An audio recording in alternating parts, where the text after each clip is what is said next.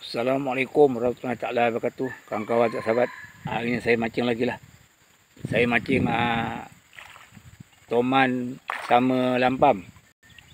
Ni kawan, ni pot biasa lah ni. Sini saya mancing lampam sini. Tapi saya dah strike lah kawan-kawan. Tapi saya tak tunjuk. Saya tak tunjukkan saya strike. Ni kawan-kawan. Ni kan dia. Alhamdulillah. Boleh tahan juga.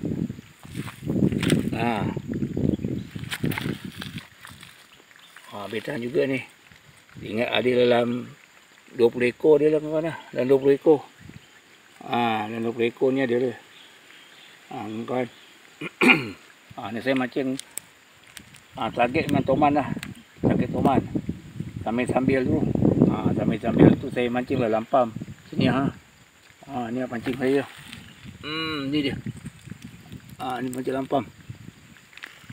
Alhamdulillah kawan-kawan ada juga rezekinya.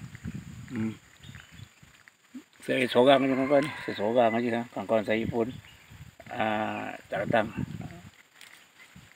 Okey kawan-kawan saya punya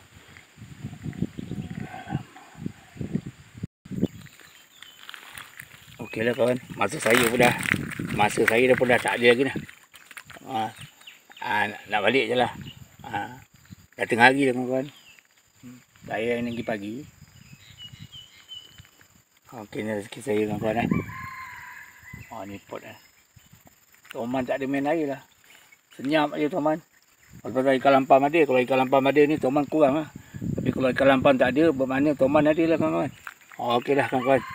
Sekian saja konten saya. Assalamualaikum warahmatullahi wabarakatuh.